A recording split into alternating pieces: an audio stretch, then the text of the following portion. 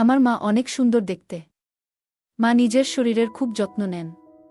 সাধারণত গ্রামে মহিলারা শাড়ি পরেন, কিন্তু মা মাঝে মাঝে শার্ট এবং জিন্স পরতেও পছন্দ করেন। তাকে দেখতে এখনও কম বয়সী মনে হয়, কারণ তিনি প্রতিদিন পরিশ্রম করেন এবং নিজের শরীরকে ফিট রাখেন। মায়ের লম্বা চুল এবং মুখে সবসময় হাসি লেগে থাকে।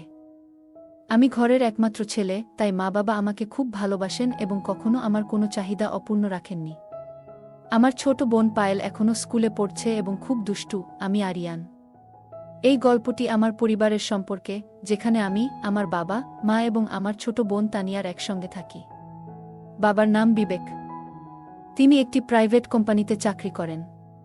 মায়ের নাম আরুষি, তিনি ঘরের সব কাজকর্ম সামলান। আমরা একটি ছোট্ট গ্রামে থাকি, তবে মা বাবা দুজনেই শিক্ষিত, তাই আমাদের বাড়ির পরিবেশটা একটু আলাদা। মা যদিও গ্রামের অন্যান্য মহিলাদের মতোই জীবনযাপন করেন। বন্ধুরা, আজকের গল্পটা অনেক বেশি স্পেশাল, তাই কেউ মিস করো না। আর দয়া করে গল্পগুলো ভালো লাগলে ভিডিওটি লাইক, শেয়ার এবং চ্যানেলটি সাবস্ক্রাইব করো প্লিজ। গল্পটা শুরু হয় তখন, যখন আমার পরীক্ষাগুলো শেষ হয়ে গেছিল এবং গরমের ছুটি চলছিল। আমার বোন নানির বাড়িতে চলে গেছে, কিন্তু আমি সিদ্ধান্ত নিয়েছিলাম বাড়িতেই থাকব, কারণ কোথাও যাওয়ার ইচ্ছা ছিল না। বাবা প্রতিদিনের মতো অফিসে যেতেন আর মা ঘরের সব কাজ করতেন। একদিনের কথা, আমি আমার ঘরে বসে ল্যাপটপে গেম খেলছিলাম। সেদিন বাড়ির কাজের লোকও ছুটিতে ছিল, তাই মা নিজেই সব কিছু সামলাচ্ছিলেন। সেদিন মা রাজস্থানী ঘাঘরা চলি পরেছিলেন, যা তাকে খুব সুন্দর লাগছিল। ঘরে কেউ ছিল না, তাই তিনি ওড়না নেননি। মা প্রথমে রান্নাঘরের কাজ করছিলেন, তারপর আমার ঘরে এলেন হাতে একটি ঝাড়ু নিয়ে। আমি তখন বিছানায় বসে গেম খেলায় ব্যস্ত ছিলাম।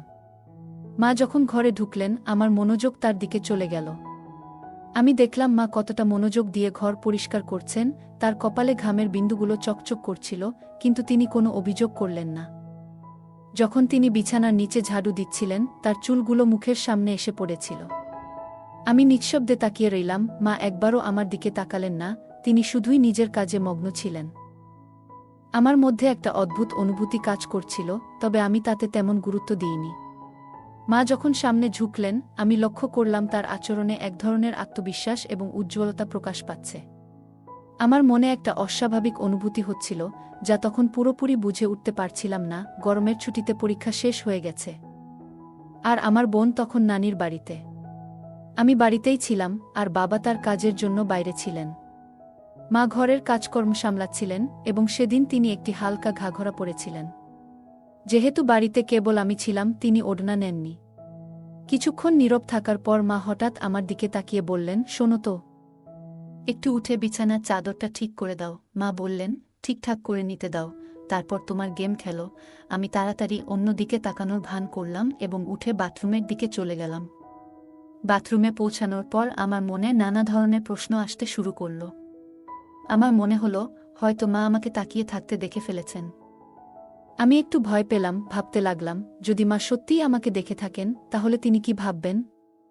আমি বিভ্রান্ত ছিলাম, বুঝতে পারছিলাম না যে আমার যা অনুভব হচ্ছে তা ঠিক না ভুল। কিছুক্ষণ বাথরুমে ভাবার পর আমি আবার ঘরে ফিরে এলাম, কিন্তু এখন আর মোবাইলে গেমে মন বসাতে পারছিলাম না। মনের মধ্যে অদ্ভুত সব চিন্তা ঘুরপাক খাচ্ছিল। মা তখন বিছানার চাদর ঠিক করে রান্নাঘরে চলে গেলেন। আমি ভাবলাম হয়তো মা কিছু বুঝতে পারেননি, কিন্তু আমার হৃদস্পন্দন তখনও জোরে চলছিল। আমি ল্যাপটপ বন্ধ করে মোবাইল নিয়ে টাইম পাস করার চেষ্টা করতে লাগলাম, কিন্তু মন তখনও অস্থির ছিল। একদিন হঠাৎ আমার মোবাইলে একটি নোটিফিকেশন এলো, এবং আমি সেটি খুলে দেখলাম। সেখানে বিভিন্ন ধরনের গল্পের তালিকা ছিল, যার মধ্যে একটি গল্প মা ও ছেলের সম্পর্কের ভিত্তিতে লেখা। কৌতূহলবশত আমি সেই গল্পটি পড়তে শুরু করলাম, যেখানে একটি ছেলে তার মায়ের সাথে কিছু সুন্দর সময় কাটানোর অভিজ্ঞতা শেয়ার করছে। গল্পটি পড়ার পর আমার মনেও কিছু চিন্তা আসতে শুরু করল। আমি ভাবলাম, কেন না আমিও মায়ের জন্য কিছু বিশেষ কিছু করার চেষ্টা করি। কিছুক্ষণ পরে আমি বাথরুমের দিকে চলে গেলাম। কিছুক্ষণ পর আমি বাথরুম থেকে বেরিয়ে এলাম। কেন যেন একটু অদ্ভুত লাগছিল, কিন্তু সেটা বুঝতে পারছিলাম না। বাইরে এসে দেখি মা রান্নাঘরে দাঁড়িয়ে রান্না করছেন। আমি ধীরে ধীরে ফ্রিজ থেকে পানির বোতল বের করতে করতে মাকে দেখছিলাম। তিনি রান্নায় পুরোপুরি মনোযোগ দিয়েছিলেন এবং পেছন ঘুরে দাঁড়িয়েছিলেন, তাই আমার দিকে খেয়াল করেননি। তার মুখে সেদিন কিছুটা ক্লান্তির ছাপ ছিল, তবে সেই ক্লান্তির ভেতরেও এক ধরনের প্রশান্তি ফুটে উঠছিল। দেখে মনে হচ্ছিল তিনি কাজটা আন্তরিকভাবে করছেন। হঠাৎ মা পেছন ফিরে আমার দিকে তাকিয়ে বললেন, "কি রে আরিয়ান, কি হলো?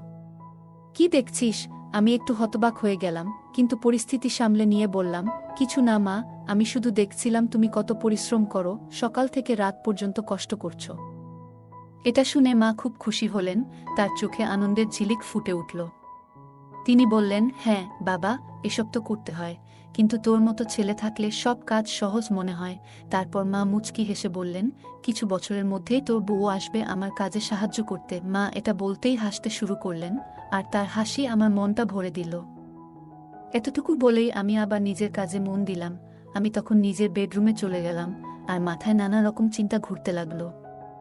ভাবছিলাম, মা কি বুঝতে পেরেছিলেন যে আমি তাকে দেখছিলাম আর কি ভাবছিলাম? এমন ভাবতে ভাবতে কয়েকটা দিন কেটে গেল, আর আমি উপলব্ধি করলাম যে শুধু তাকিয়ে থাকা যথেষ্ট নয়, কিছু পরিকল্পনা করতে হবে। এই ভাবনাগুলোর মধ্যে দিয়েই সন্ধ্যা হয়ে গেল, আর বাবা অফিস থেকে ফিরে বললেন যে কাজের জন্য তাকে 10 দিনের জন্য বিদেশ যেতে হবে। এটা শুনে আমার মনে ভীষণ আনন্দ হল, যদিও বাইরের দিকে শুধু মাথা নেড়ে সম্মতি জানালাম। 3 দিন পর বাবার যাত্রা ছিল, আর আমি ঠিক করেছিলাম যে এই 10 দিনের মধ্যেই যা করার করতে হবে, কারণ পরে হয়তো এমন সুযোগ আর আসবে না। এরপর পরের দিন ছিল মঙ্গলবার। বাবা বিদেশ যাওয়ার জন্য প্রস্তুতি নিচ্ছিলেন, তাই কিছু কেনাকাটা করতে হবে। মা আর বাবা শপিংয়ের জন্য বেরোনোর সময় আমাকে জিজ্ঞেস করলেন, "তুই আসবি?" আমি না বলে দিলাম, বললাম, "তোমরা যাও, আমি মোবাইলে গেম খেলব বাসায় থেকে।" তারা বেরিয়ে যাওয়ার পর আমি দরজা বন্ধ করে দিলাম, আর সরাসরি তাদের বেডরুমে গেলাম। বেডরুমে গিয়ে আমি আলমারি খুলে কিছু খুঁজতে লাগলাম, যদি কোনো ভালো আইডিয়া পাওয়া যায়। খুঁজতে খুঁজতে হঠাৎই আমার চোখে মায়ের লিপস্টিক আর বডি স্প্রে পড়ল। আর একটু খুঁজতেই মায়ের কিছু পোশাক দেখতে পেলাম। তাদের মধ্যে একটা লাল রঙের ওয়ান পিস ড্রেস পেলাম, যেটা দেখে আমি ভাবতে লাগলাম, মা এই পোশাকটা পরে কতটা সুন্দর লাগবে। আমি তখন লাল রঙের ওয়ান পিসটি হাতে নিয়ে ভাবতে লাগলাম, মা এই পোশাকে কেমন লাগবে। কিছুক্ষণ এমন ভাবতে ভাবতে আমি আলমারির সমস্ত কাপড় গুছিয়ে রাখলাম। তবে বেডরুমে মায়ের ছবিটা দেখে আবারও এক ধরনের অদ্ভুত অনুভূতি হতে লাগল। তখন আমি মনে মনে সিদ্ধান্ত নিলাম যে শুধু ভাবার মধ্যে আটকে থাকলে চলবে না, কিছু একটা করতেই হবে। এরপর আমি সবকিছু গুছিয়ে রেখে হলঘরে এসে টিভি দেখতে লাগলাম। ঠিক তখনই মা বাবা শপিং শেষে বাড়ি ফিরে এলেন এবং বসে পড়লেন। এইভাবেই সেদিনটা কেটে গেল। পরের দিন সকালে বাবা বিদেশ যাওয়ার প্রস্তুতি নিচ্ছিলেন, তাই মা তাড়াতাড়ি উঠে ঘরের সবকিছু গুছিয়ে নিলেন এবং বাবাকে নাস্তা করিয়ে ঘরের বাকি কাজগুলো করতে লাগলেন। সকাল 8টায় বাবা আমাদের বিদায় জানিয়ে বেরিয়ে গেলেন, আর মা ঘরের কাজে ব্যস্ত হয়ে পড়লেন। বাবার কাজে বাইরে যাওয়া আমাদের জন্য কোনো নতুন ঘটনা ছিল না, তাই আমরা সহজেই মানিয়ে নিলাম। মা তাড়াতাড়ি ওঠার কারণে ও বাবার যাবার প্রস্তুতিতে ব্যস্ত থাকায় স্নান করতে পারেননি। বাবা বেরিয়ে যাওয়ার পর সকাল 9টার দিকে মা স্নান করতে গেলেন, আর আমি তখন হলঘরে বসে টিভি দেখছিলাম। কিছুক্ষণ পর মায়ের গলা শুনতে পেলাম, "আরিয়ান, তোয়ালেটা এনে দাও তো, বাইরে রেখে এসেছি।" আমি তৎক্ষণাৎ তোয়ালে নিয়ে বাথরুমের দরজার কাছে গেলাম। মা দরজাটা একটু ফাঁক করে হাত বাড়ালেন তোয়ালে নেওয়ার জন্য। আমি দেখতে পেলাম মায়ের চুল ভিজে গেছে, আর তার হাত থেকে পানি পড়ছিল, যা দেখে এক মুহূর্তের জন্য আমি স্থির হয়ে গেলাম। মাকে তখন সত্যিই সুন্দর লাগছিল যখন তিনি হাত বাড়িয়ে তোয়ালেটা নিলেন। তিনি একটু পাশে সরে দাঁড়িয়েছিলেন, ফলে তার শরীরের কিছু অংশে পানি পড়ছিল, যা সূর্যের আলো ঝলমল করছিল। ওই মুহূর্তটি খুব সাধারণ ছিল, তবুও আমি সেখানে একটু থমকে গেলাম। কিন্তু আমি নিজেকে সামলে নিলাম। বাবা তখন বাড়িতে ছিলেন না, তবে আমি কোনো ধরনের ভুল বোঝাবুঝি না করার জন্য নিজেকে সংযত করে আবার হলঘরে ফিরে এলাম এবং টিভি দেখতে শুরু করলাম। কিছুক্ষণ পর মা তোয়ালে পেঁচিয়ে হলঘরে এলেন এবং টিভির পাশে রাখা আয়নার সামনে দাঁড়িয়ে হেয়ার ড্রায়ার দিয়ে চুল শুকাতে শুরু করলেন। আমি চুপচাপ পেছন থেকে তাকিয়ে রইলাম, যেন মুহূর্তটাকে উপলব্ধি করছি। মা তার চুলে হাত বুলিয়ে হেয়ার ড্রায়ার দিয়ে চুল শুকাচ্ছিলেন, যা তার জন্য হয়তো খুব সাধারণ কাজ, কিন্তু আমি লক্ষ্য করছিলাম সেই মুহূর্তে তার নির্ভরতা। কিছুক্ষণ পর আমি বললাম, "মা, তুমি সবসময় ওই সাধারণ পোশাকগুলোই বাড়িতে কেন পরে থাকো?" মা অবাক হয়ে বললেন, "কেন, এতে কোনো সমস্যা আছে নাকি? আমি তো যা ভালো লাগে সেটাই পরি।" আমি মৃদু হেসে বললাম, "না মা, শুধু কাল যখন তুমি জিন্স আর টপ পরেছিলে তখন তোমাকে বেশ ভালো লাগছিল, তাই বললাম।" মা হেসে বললেন, "আরে বোকা, বাড়িতে কে আর জিন্স আর টপ পরে থাকে? বাইরে যেতে হলে তখনই পরব।" আমি বললাম, "আসলে মা, যখন তুমি শাড়ি বা ওই রাজস্থানী ড্রেসগুলো পরো তখন একটু বয়সী দেখায়। তাই বললাম। মা আবার হেসে বললেন, জানিস রে, এখন আর এই সব ভাবার দরকার নেই। যার সঙ্গে প্রেম করেছিলাম তার সঙ্গেই তো বিয়ে করেছি। আর তোর মতো একটা আলসে ছেলে আর পায়েল মতো সুন্দর মেয়ে আছে, আর কি বা চাই? মা এতটুকু বলে জোরে হেসে বেডরুমে চলে গেলেন কাপড় পরিবর্তন করতে। আমি মায়ের হাসি দেখে নিজেও হেসে ফেললাম এবং টিভি দেখতে লাগলাম।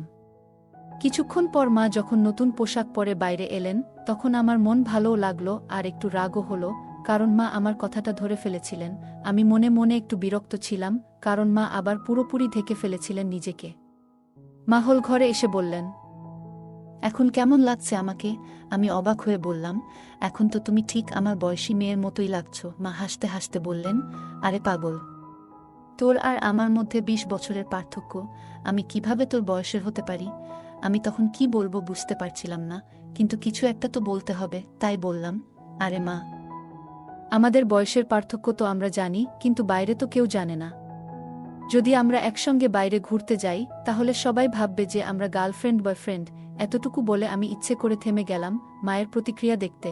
মা তখন উৎসুক হয়ে বললেন, আচ্ছা, আরও বল না রে, তোর মুখে শুনতে চাই। আমি হেসে বললাম, না মা, তুমি রেগে যাবে, তাই আর কিছু বলছি না। মা বললেন, আমি কখনো তোর ওপর রেগে গেছি কি? আমি জানি তো, আমার ছেলে কখনো ভুল কিছু করে না, তাই আমি কেন রাগ করব? এবার তাড়াতাড়ি বলো, তুই কি বলতে চাস? তখন আমি বললাম, যদি আমরা বাইরে কোথাও একসঙ্গে ঘুরি, তাহলে সবাই আমাদের গার্লফ্রেন্ড বয়ফ্রেন্ড ভাববে। কিন্তু তোমার গলায় যখন মঙ্গলসূত্র থাকবে, তখন তারা আমাদের স্বামী স্ত্রীও মনে করতে পারে। এই কথা শুনে মা হেসে উঠলেন জোরে জোরে। তারপর মা হাসতে হাসতে আমার দিকে তাকিয়ে বললেন, তুই তো পুরো দুষ্টু হয়ে গেছিস। মা বললেন, এত ছোট একটা ব্যাপারে কেন আমি রেগে যাব? তারপর মা আবার হেসে উঠলেন। তখন আমি বললাম, মা, এত হাসো না। কিন্তু মা আমাকে আরও বেশি চটানোর জন্য আবার হাসতে শুরু করলেন। আমি মজা করে মাকে একটু ধমক দেওয়ার জন্য তার দিকে দৌড়ালাম, আর মা তখন হেসে কিচেনে চলে গেলেন। আমি আবার হোল ঘরে বসে ভাবতে লাগলাম যে, ঠিক আছে, শুরু তো হলো, কিন্তু এখনও অনেক কাজ বাকি। মা খুবই সংস্কারী মানুষ, আর আমি কখনো তাকে এমনভাবে অনুভব করিনি যে তাকে এ ধরনের কোনো কিছুর অভাব অনুভব করতে হয়েছে। মা আর বাবার প্রেমের বিয়ে হওয়ার কারণে তারা নিজেরাই অনেক সুখী, কিন্তু আমার নিজের একটা প্রয়োজন ছিল। এরপর কিছুক্ষণ পর আমি আবার মায়ের কাছে গেলাম। মা তখন রান্নাঘরে কাজ করছিলেন। আমি গিয়ে বললাম, মা, তোমার কি প্রতিদিন এইসব কাজ করতে করতে বোরিং লাগে না? মা হেসে বললেন, না রে বাবা, যখন আমাদের কাজের বুয়া আসে তখন আমি আরাম পাই। তখন আমি বললাম, মা, এখন তো আমার ছুটির দিন চলছে, আর আমি খুবই বোরিং ফিল করছি। মা মুচকি হেসে বললেন, তাহলে কি করা যায় বল দেখি?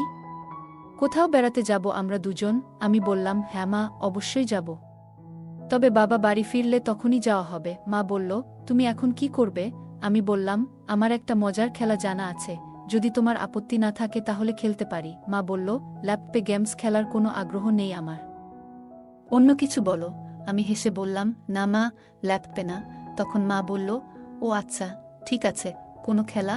আমি বললাম, ট্রুথ অর ডেয়ার। মা হেসে বলল, ঠিক আছে, কিন্তু আগে আমার ঘরের কাজগুলো শেষ করতে দাও, তারপর খেলবো।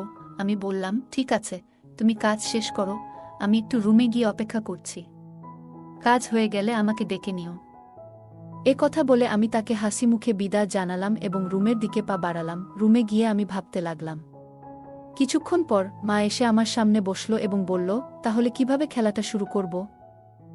আমি হেসে বললাম, তোমার পছন্দ, ট্রুথ নাকি ডেয়ার? সে চিন্তা ভাবনা করে বলল, ট্রুথ। তারপর আমি মায়ের দিকে তাকিয়ে মজার একটা প্রশ্ন করলাম। আমি মাকে জিজ্ঞাসা করলাম, বিয়ে আগে কি আপনার কোনো বিশেষ বন্ধু ছিল?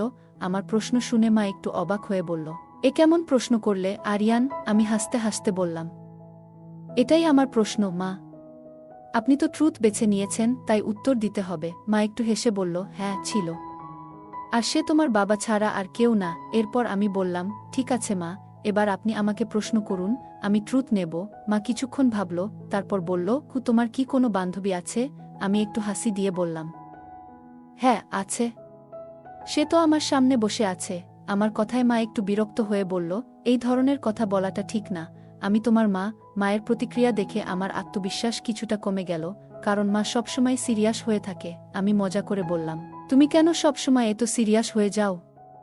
আমি তো শুধু মজা করছি, সে একটু হেসে মাথা নাড়ল। এরপর আমি আবার জিজ্ঞেস করলাম, তাহলে এবার বলো, ট্রুথ নাকি ডেয়ার? সে কিছুক্ষণ ভেবে বলল, ট্রুথ। আমি জিজ্ঞেস করলাম, তোমার জীবনে এমন কোনো স্মৃতি আছে যা তোমার কাছে খুব মজার? সে একটু বিরক্ত হয়ে বলল, এ ধরনের প্রশ্ন ভালো নয়, আমাদের এই খেলা এখানেই থামানো উচিত। আমি বললাম, আমরা তো খুব ভালো বন্ধু, এবং বন্ধুরা তো একে অপরের সাথে সবকিছু শেয়ার করে।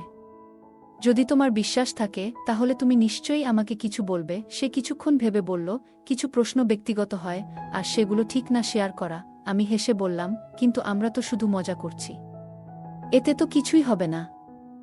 আমাদের বিশ্বাস তো একে অপরের উপর আছে, আর এসব তো আমাদের বিজ্ঞান ক্লাসে শেখানো হয়েছিল।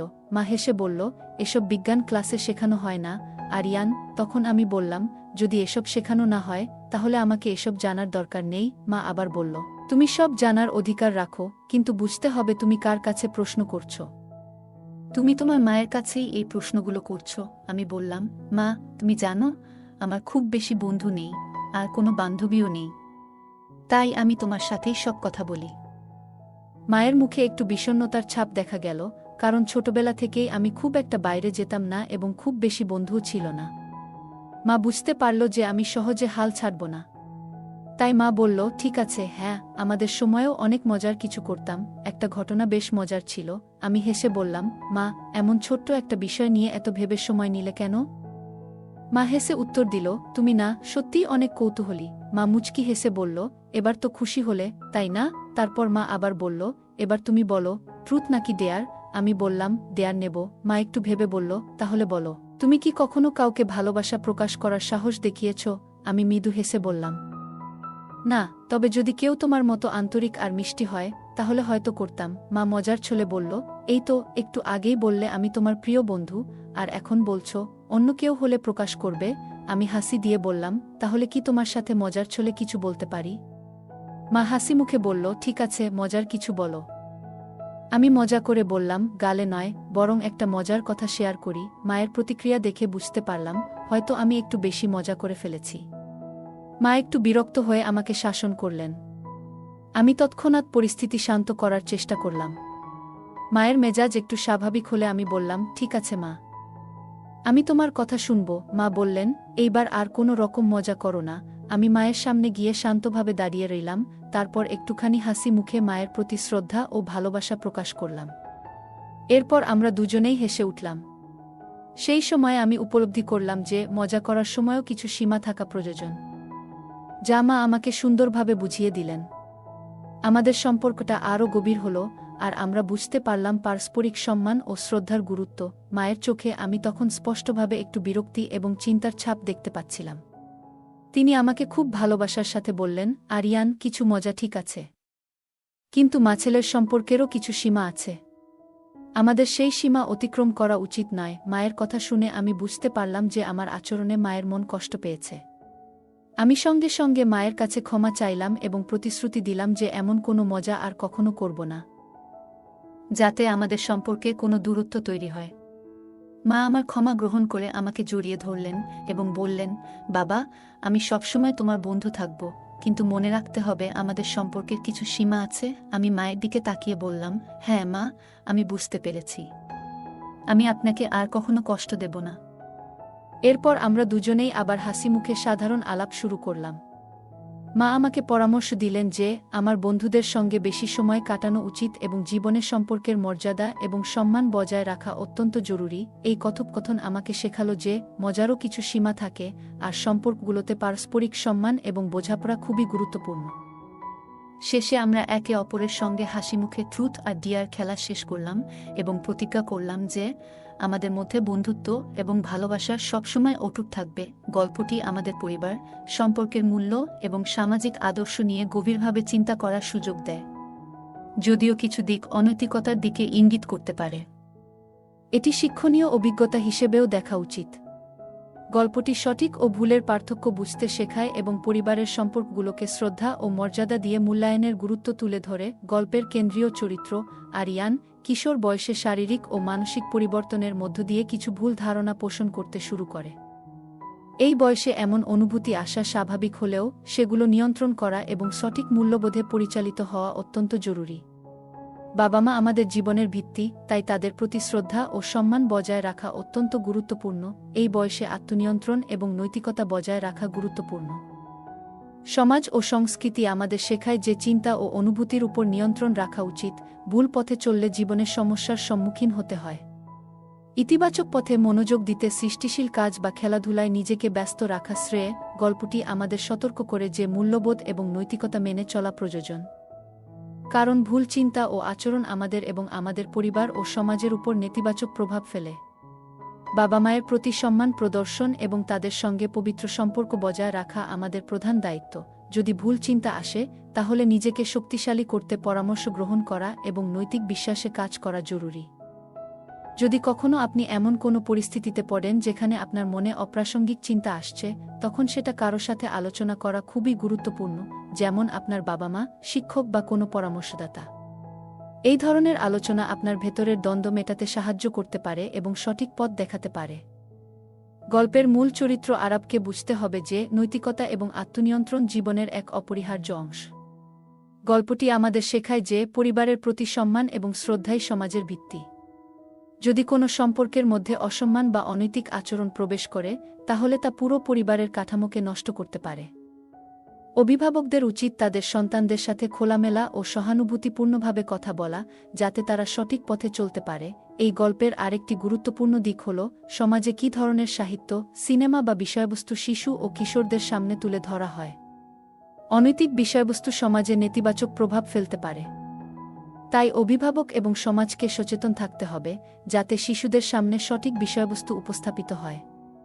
সময়ের সাথে সাথে যখন একজন ব্যক্তি বড় হয়, তখন তার চিন্তাভাবনাকে আরও পরিপক্ক করতে হবে। গল্পের চরিত্র আরবের আচরণ এবং চিন্তাধারা ভুল পথে যাচ্ছে, কিন্তু এর থেকে আমরা শিখতে পারি যে সঠিক দিকনির্দেশনা এবং আত্মসংযমের মাধ্যমে একজন ব্যক্তি তার চিন্তাধারাকে সঠিক পথে নিয়ে যেতে পারে। আমাদের সংস্কৃতি এবং পারিবারিক মূল্যবোধের গুরুত্ব অত্যন্ত বেশি, বিশেষ করে ভারতীয় উপমহাদেশের প্রেক্ষাপটে। এই গল্প থেকে আমরা শিখতে পারি যে নৈতিকতা এবং মূল্যবোধ যে কোনো সম্পর্কের ভিত্তি। যদি সন্তানদের সাথে সুস্থ ও স্নেহপূর্ণ সম্পর্ক থাকে, তবে তাদের জীবনের সঠিক দিকনির্দেশনা দেওয়া সহজ হয়। গল্পটা কেমন লাগলো জানাতে ভুলবে না। আরও মজার রোমান্টিক গল্প শুনতে চাইলে ভিডিওটি লাইক, শেয়ার এবং চ্যানেলটি সাবস্ক্রাইব করতে এবং বেল আইকনটি ক্লিক করতে ভুলবে না। ধন্যবাদ।